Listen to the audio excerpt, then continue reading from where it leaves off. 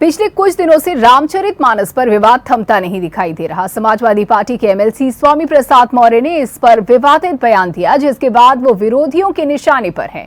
इसके अलावा उनके समर्थन में भी कई लोग उतरे हैं। रामचरितमानस की चौपाइयों पर टिप्पणी कर विवादों में आए सपा नेता सोमवार को पूर्व विधायक भगवती प्रसाद की बेटी की शादी में शिरकत करने पहुंचे थे। इस दौरान उन्होंने विरोध करने वालों पर जमकर हमला बोला। बता दें कि सपा नेता से पहले बिहार के मंत्री चंद्रशेखर इस पर विवादित बयान दिया था, जिसके बाद कर्नाटक में एक रिटायर्ड प्रोफेसर ने रामचरितमानस पर विवादित बयान दिया। सोमवार को समाजवादी पार्टी के नेता स्वामी प्रसाद मौर्य ने अयोध्या के महंत राजू दास का नाम लिए बगैर उन पर पलटवार किया था। महंत ने स्वामी प्रसाद मौर्य का सिर काटने वाले को 21 लाख रुपए का इनाम देने का ऐलान किया था और इसी ऐलान के बाद स्वामी प्रसाद मौर्य ने भी उन पर पलटवार किया।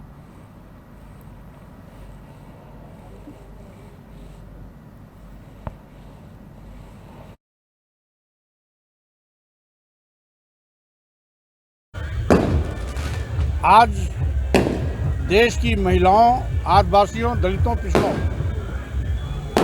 को सम्मान दिलाने के लिए अगर आवाज़ उठी है तो पूरा देश एक साथ खड़ा है। साथ ही साथ कुछ चंद मुट्ठीबल लोग जो आदिवासियों, दलितों, पिछड़ों, महिलाओं को अपमानित करना अपना धर्म मानते हैं, जो धर्म के नाम पर इनको नीच, अधम, मारने पीटने का पात्र, अपमान किए जाने का पात्र बताते हैं, उन्हीं अकेले के पेट में दर्द है। शेष पूरे देश के लोग, बुद्धिजीवी हो या गांव का आम आदमी हो, सब एक मत एक साथ खड़ा है। लेकिन आपने इस तरीके से कह दिया है कि रामचरितमानस पूरा इसको बैन कर देना चाहिए, तो क्या ये पूरे तरीके से एक धर्म ग्रंथ को ही आप विरोध में आ गए आप? अब पहली बात तो ये कि 8 दिन से लगातार विवाद ये प्रकरण चल रहा है, बहस चल रही है और 8 दिन में आपने गंभीरता से आज तक ये नहीं जान पाया कि मैंने क्या कहा था। हवा में प्रश्न उछालने के पहले आपको जानकारी होनी चाहिए। मैं सभी धर्मों का सम्मान करता हूँ। रामचरितमानस से भी हमारा कोई मतलब नहीं है। कुछ चौपाई के वो अंश जिससे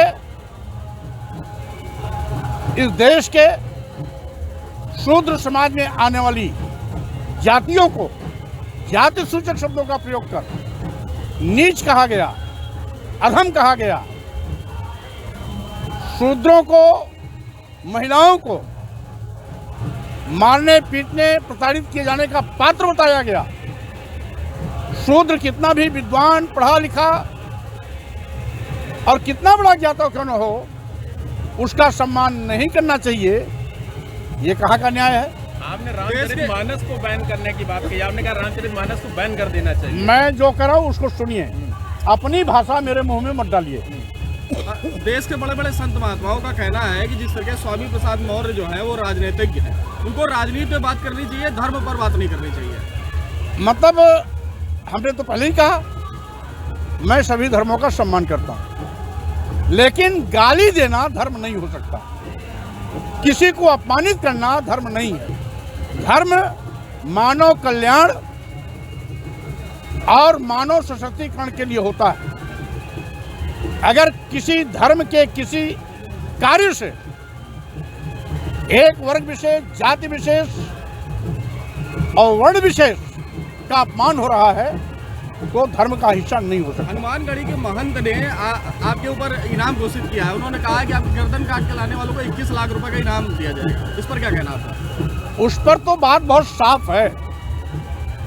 हमने तो किताबों में पढ़ा था, साधु, संत, महात्मा, धर्माचार्य, पहले तो इनको कभी गुस्सा आता ही नहीं। पूरे जिंदगी में अगर एक आध बार गुस्सा आ भी गया तो बैठे बैठे श्राप देते हैं, सब काम तमाम हो जाता है। लेकिन अच्छा हुआ उनके बयान से उनका असली चेहरा आ गया कि धर्माचार्य के रूप में एक कुख्यात अपराधी मेरा सिर काटने के लिए 21 लाख रुपए का इनाम दे रहा है। अगर उनको जब तक में विश्वास होता तो अयोध्या में बैठे बैठे श्राप दे करके स्वामी प्रसाद मौर्य को स्वाहा कर सकते थे, उनका 21 लाख रुपया भी बच जाता, उनका असली चेहरा भी नहीं सामने आता।